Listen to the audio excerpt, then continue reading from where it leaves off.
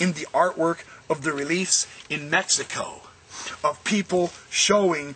The Aztecs also did this. In Mexico City's National Palace, the famed artist Diego Rivera presented the life of the Aztecs and their predecessors in a series of colorful and accurate murals. And that was one of the murals where they have pictures of the smitten arms of their enemies that the Aztecs and Mayan and people who smote off the arms.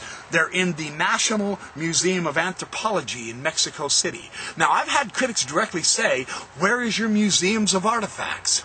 This is an artistic testimony to a genuine Mesoamerican practice that is absolutely confirmed in the Book of Mormon, in the story of Ammon, doing the same exact thing. If these situations, from the ancient Assyrians, the ancient Egyptians, from the ancient Mesoamericans, the Aztecs, if these don't confirm the Book of Mormon, why not? There's nothing like this in the literature in Joseph Smith's day that I've ever heard of. We now know it was absolutely an ancient practice in both worlds, the Old World and the New World, which the Book of Mormon just happened to begun in the Old World, so that was the cultural background and basis of the Book of Mormon Jews, of Lehi and Nephi and Laman and Lemuel and Sam and Zeezrom and all those. And then they came here to the Mesoamerican theater, according to John Sorensen. And now we find that they were doing the same thing. They were slaying their enemies, cutting off their arms or hands or feet. And it is astonishing how 4 carved figures of death, women who had achieved the status of warriors, they also participated in this practice. That's fascinating, isn't it? Both the men and the women were considered warriors, and this practice of cutting off the arms occurred because it was a title of honor. It gave them proof that they had smitten their enemies as they presented this to their leaders of their clans.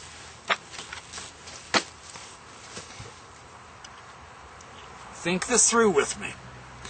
We have a gruesome and an unusual story in the Book of Mormon. This is not just a happy ever after fairy tale being discussed. This is brutal, coarse, realistic history that has absolutely artistic evidence discovered archaeologically of it occurring in the ancient world. Nowhere that I'm aware of in the literature in Joseph Smith's 19th century frontier America does this particular situation ever crop up in any of the writings that we know of. And yet it is beautifully situated contextually within an accurate depiction of a social situation, of a warfare military situation involving a royal figure, the king, and his herds.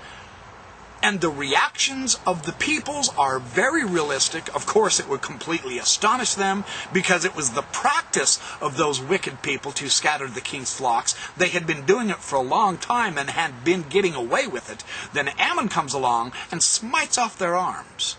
And those arms are taken to the king as a testimony. This is exactly what happened in the ancient world. That's a direct archaeological, historical, and warfare evidence in favor of the Book of Mormon. I don't see how from the Assyrian and the Egyptian ideas, or from the Mesoamerican Aztec ideas, I don't see how the idea of someone smiting off an arm and taking that arm to their king to be counted and used as a testimony of their proof of defeating the enemy can refute Ammon slicing off their arms, and those arms being taken to King Lamoni as proof that Ammon saved the king's flocks. That's not how to refute the Book of Mormon. If you're going to make a claim that there is no archaeological, there's no historical, there's no evidence in favor of the Book of Mormon, then I seriously suggest you aren't reading enough. You're not understanding the complete, stunning, astonishing, unique, specific, cultural understandings and information that we have because of the military, because of the social, because of the cultural, because of the archaeological, and because of the historical studies that have been going on for the last, really powerfully for the last 50 years, the Book of Mormon stands very solid. Very solid indeed. This, among many, many hundreds of other evidences, I would present as yet another point in favor of the Book of Mormon. I have never seen a critic refute this. So there's your challenge. You think the Book of Mormon's easy to refute? Show me how Ammon is all wrong culturally. Show me how that never happened anciently. Show me how that is simply out of Joseph's imagination. Show me how it's very unrealistic.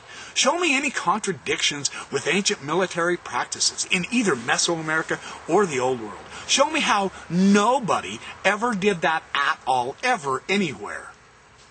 And then you'll have your case made. Good luck. You're gonna need it.